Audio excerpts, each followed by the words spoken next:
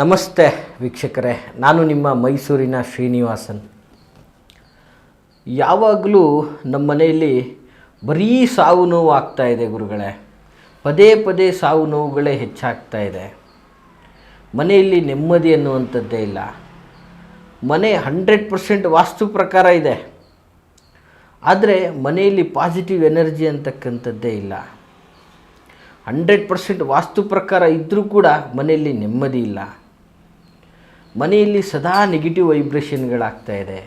ಬರೀ ಕೆಟ್ಟ ಕೆಟ್ಟ ಸುದ್ದಿ ಕೇಳೋದಾಗ್ತಾಯಿದೆ. ಮನೆ ಅಂತಕ್ಕಂಥದ್ರಲ್ಲಿ ನೆಮ್ಮದಿಯ ವಾತಾವರಣ ಇಲ್ಲ. ಮನೆಯಲ್ಲಿ ದೈವಿಕ ಕಳೆ ಇಲ್ಲ, ಲಕ್ಷ್ಮೀ ಕಳೆ ಇಲ್ಲ. ಯಾವಾಗ ನೋಡಿದ್ರೂ ಸದಾ ಒಂದು ರೀತಿಯಲ್ಲಿ ಸ್ಮಶಾನ ಮೌನ ಆಗ್ತಾಯಿದೆ. ನಮ್ಮ ಮನೆಯಲ್ಲಿ ಒಂದು ಉತ್ತಮವಾದಂಥ ಆ್ಯಕ್ಟಿವಿಟೀಸ್ಗಳು ನಡೀತಾ ಇಲ್ಲ. ಮನೆಯಲ್ಲಿ ಯಾರೋ ಬಂದಂಗೆ ಯಾವುದೋ ಒಂದು ರೀತಿಯಾದ ದರಿದ್ರದ ಛಾಯೆ, ಮೈಕೈಯೆಲ್ಲ ಉರಿಯುವಂಥದ್ದು, ಒಂದು ರೀತಿಯಾದಂತಹ ಉರಿ, ಸರಿಯಾದ ನಿದ್ರೆ ಇಲ್ಲ, ದುಷ್ಟ ಸ್ವಪ್ನಗಳು ಬೀಳ್ತಾ ಇದೆ. ಈ ಸ್ವಪ್ನಗಳು ಒಂದು ರೀತಿಯಾದಂಥ ವಿಕೃತವಾದಂತಹ ರೀತಿಯಲ್ಲಿ ಕಾಡ್ತಾ ಇದೆ. ರಾತ್ರಿ ಪದೇ ಪದೇ ಪದೇ ಬೆಚ್ಚಿ ಬೀಳುವಂಥದ್ದಾಗ್ತಾಯಿದೆ. ಸರಿಯಾಗಿ ನಿದ್ದೆ ಇಲ್ಲದೆ ಸಡನ್ನಾಗಿ ಬೆಚ್ಚಿ ಬೀಳುವಂಥದ್ದಾಗ್ತಾಯಿದೆ. ಏನೋ ಒಂಥರ ಆಯಾಸ, ಒಂಥರ ಮಂಪರು ಇದೆ ಮನೆಯಲ್ಲಿ. ಗಂಡನಿಗೆ ಆರೋಗ್ಯ ತಪ್ಪಿದ್ರೆ ಹೆಂಡತಿಗೆ, ಹೆಂಡತಿಗೆ ತಪ್ಪಿದ್ರೆ ಮಕ್ಕಳಿಗೆ ಮನೆ ಅಂತಕ್ಕಂಥದ್ದು ಏನೋ ಒಂಥರ ನೆಗೆಟಿವ್ ವೈಬ್ರೇಷನ್ಗಳಿಂದ ಕೂಡಿದೆ. ಈ ಥರ ಸಮಸ್ಯೆಗಳು ಸಹಜವಾಗಿ ನೋಡ್ತಾ ಇರ್ತೀವಿ ನಾವು. ಪದೇ ಪದೇ ಅನಾರೋಗ್ಯ,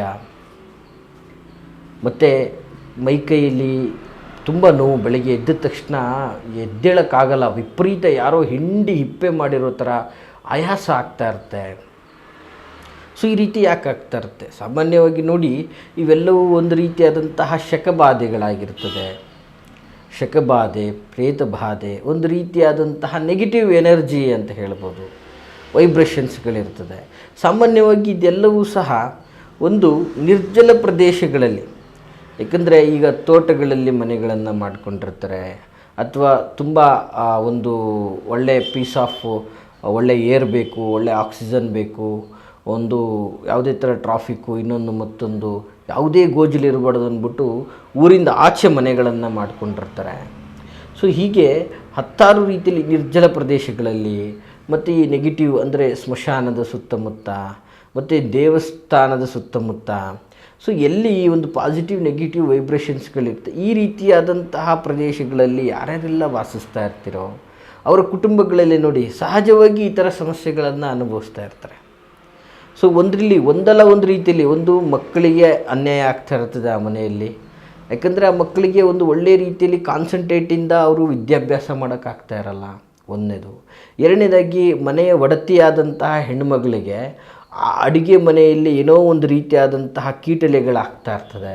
ಆಕೆ ಏನೋ ಮಾಡೋಕ್ಕೆ ಹೋಗ್ತಾಯಿದ್ರೆ ಅದು ಇನ್ನೊಂದು ಏನೋ ಆಗ್ತಾ ಇರುತ್ತೆ.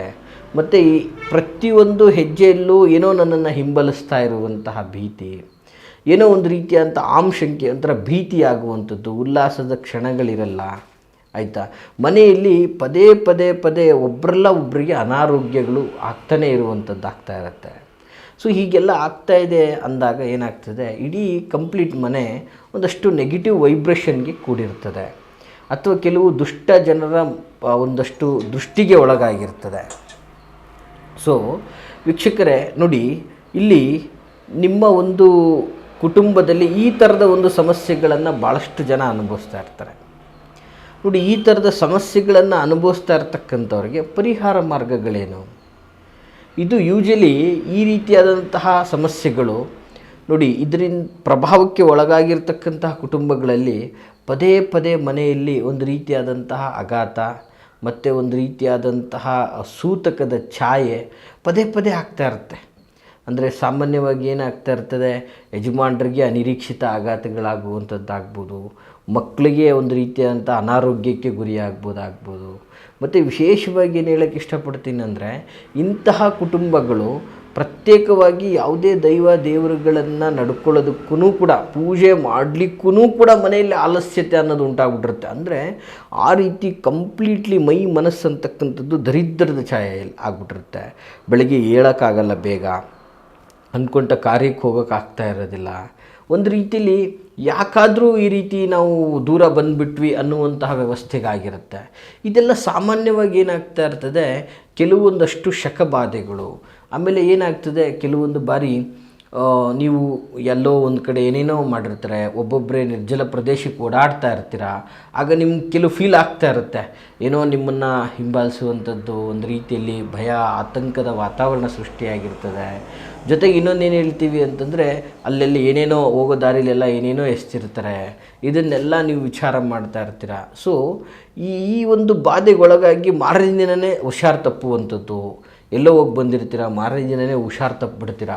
ಹುಷಾರು ತಪ್ಪಿದ್ದೇ ನೆಪ, ಮತ್ತು ನಿಮ್ಮ ಜೀವನದಲ್ಲಿ ನೀವು ಏಳಿಗೆ ಅನ್ನೋದೇ ಕಾಣೋಕ್ಕೆ ಸಾಧ್ಯ ಆಗಿರೋದಿಲ್ಲ. ಈ ಥರದ್ದೆಲ್ಲ ಇರ್ತದೆ. ಸೊ ಇದನ್ನೆಲ್ಲ ನೋಡಿದಾಗ ಏನು ಹೇಳ್ತೀವಿ ಅಂದರೆ, ಇದೆಲ್ಲವೂ ಒಂದು ನೆಗೆಟಿವ್ ವೈಬ್ರೇಷನ್. ಅಂದರೆ ದುಷ್ಟಶಕ್ತಿಗಳ, ಭೂತ ಪ್ರೇತ ಅಥವಾ ಒಂದು ಶಕಬಾಧೆಗಳಂತ ಹೇಳ್ತೀವಿ, ಗಾಳಿ ಶಕ ಅಂತ ಸಹ ಹೇಳ್ತೀವಿ. ಈ ರೀತಿಯಾದಂತಹ ತೊಂದರೆಗಳಿಗೆ, ಈ ರೀತಿಯಾದಂತಹ ಬಾಧೆಗಳಿಗೆ ಒಳಗಾಗಿರುವಂಥವ್ರಿಗೆ ಏನಾಗ್ತದೆ, ತನ್ನಿಚ್ಛೆಗೆ ತಾನೇ ಮಾತಾಡುವಂಥದ್ದಾಗಿರ್ತದೆ. ಸುಮ್ಮನೆ ಏನೋ ಮಾತಾಡುವಂಥದ್ದು.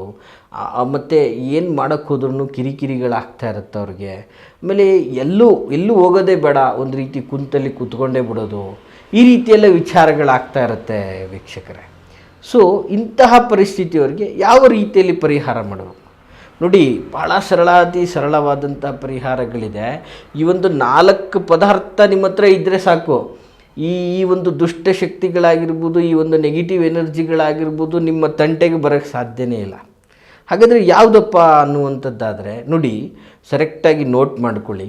ಮೊದಲನೇದಾಗಿ ಕೃಷ್ಣನಿಗೆ ಪ್ರಿಯವಾದಂತಹ ತುಳಸಿ, ಹಾಗೆ ಎರಡನೇದಾಗಿ ಕರಿಮೆಣಸು ಮತ್ತು ಬಿಳಿ ಸಾಸಿವೆ, ಆಯಿತಾ. ಮತ್ತು ಅದರ ಜೊತೆಗೆ ನವಣೆಯನ್ನು ಹೇಳ್ತೀವಿ. ನವಣೆ ಅಂತಕ್ಕಂಥದ್ದು, ನವಣೆಯ ಒಂದು ಸಿಗ್ತದೆ ಇವತ್ತು ಬನ್ಸಾರಿ ಅಂಗಡಿ ಆಗಿರ್ಬೋದು ಅಥವಾ ಮಾಮೂಲಿ ಜನರಲ್ ಸ್ಟೋರಲ್ಲೂ ಸಹ ಈ ಎಲ್ಲ ಪದಾರ್ಥಗಳು ಸಿಗುವಂಥದ್ದಾಗಿರ್ತದೆ. ಈ ಪದಾರ್ಥಗಳನ್ನು ಮುಖ್ಯವಾಗಿ ಇದನ್ನು ನೀವು ಒಂದು ತಾಮ್ರದ ಪಾತ್ರೆಯಲ್ಲಿ ಹಾಕೋಬೇಕು. ಯಾವುದ್ಯಾವುದೋ ಪಾತ್ರೆಯಲ್ಲಿ ಹಾಕೋದಲ್ಲ, ತಾಮ್ರದ ಪಾತ್ರೆಯಲ್ಲಿ ಇದನ್ನು ಹಾಕೋಬೇಕು. ಇದು ಸ್ವಲ್ಪ ಪ್ರಮಾಣದಲ್ಲಿ ತಗೋಬೇಕು. ಎಲ್ಲವನ್ನೂ ಕೂಡ ಒಂದೊಂದು ಸ್ವಲ್ಪ ಪ್ರಮಾಣದಲ್ಲಿ ತೆಗೆದುಕೊಂಡು, ಸೊ ಈ ತಾಮ್ರದ ಪಾತ್ರೆಯಲ್ಲಿ ಇದನ್ನೆಲ್ಲ ಇರಿಸಿ, ಇದರ ಜೊತೆಗೆ ಒಂದಷ್ಟು ಬಿಳಿಯ ವಸ್ತ್ರಗಳನ್ನು ತಗೋಬೇಕು, ಬಿಳಿ ಬಟ್ಟೆ. ಈ ಬಿಳಿ ಬಟ್ಟೆಯನ್ನು ಒಂದು 8 ಭಾಗವನ್ನಾಗಿ ಕತ್ತರಿಸ್ಕೋಬೇಕು. 8 ಭಾಗವನ್ನಾಗಿ ಕತ್ತರಿಸ್ಕೊಂಡಂತಹ ಈ ಬಟ್ಟೆಗೆ ಈ ತಾಮ್ರದ ಒಂದು ತಟ್ಟೆ, ತಾಮ್ರದ ಒಂದು ಪಾತ್ರೆಯಲ್ಲಿ ಇರಿಸಿದಂತಹ ಈ ತುಳಸಿ,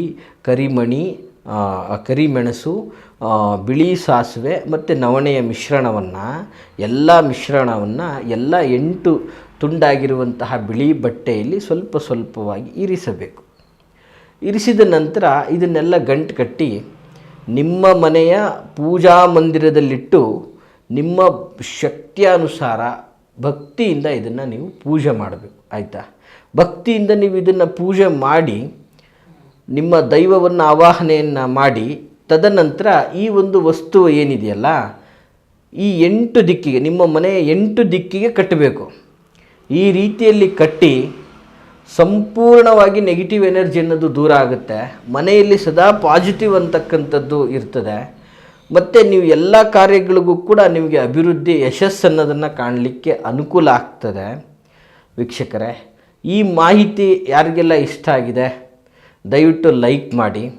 ಜೊತೆಗೆ ಇದರ ಒಂದು ಬಾಧೆಗೆ ಒಳಗಾಗಿರ್ತಕ್ಕಂತಹ, ಈ ರೀತಿಯಾದಂಥ ಸಂಕಷ್ಟಕ್ಕೆ ಒಳಗಾಗಿ ದೇವರು ದೇವಸ್ಥಾನಗಳು ಹೋದರೂ ಏನು ಮಾಡಿದ್ರೂ ಈ ರೀತಿಯಾದಂತಹ ಬಾಧೆಗಳಿಗೆ, ಈ ಪ್ರೇತ ಭೂತ ಬಾಧೆ, ಗಾಳಿ ಶಕ ಇತ್ಯಾದಿ ಬಾಧೆಗಳಿಂದ ಸಮಸ್ಯೆಗೆ ಒಳಗಾಗಿದ್ದರೆ, ಈ ಪರಿಹಾರ ಮಾರ್ಗವನ್ನು ನಿಮ್ಮ ಕೈಲಿ ಮಾಡಲಿಕ್ಕೆ ಆಗಲಿಲ್ಲ ಅಂದರೆ ವಿಡಿಯೋದಲ್ಲಿ ಕಾಣ್ತಾ ಇರುವಂತಹ ಸಂಖ್ಯೆಗೆ ಕರೆ ಮಾಡಿ. ಮೈಸೂರು ವಿಜಯನಗರದಲ್ಲಿ ನನ್ನ ಕಚೇರಿ ಇದೆ, ನೇರವಾಗಿ ಸಹ ಬಂದು ಭೇಟಿಯಾಗಿ ಅಂತ ಹೇಳ್ತಾ ಎಲ್ಲರಿಗೂ ಶುಭವಾಗಲಿ. ನಮಸ್ಕಾರ.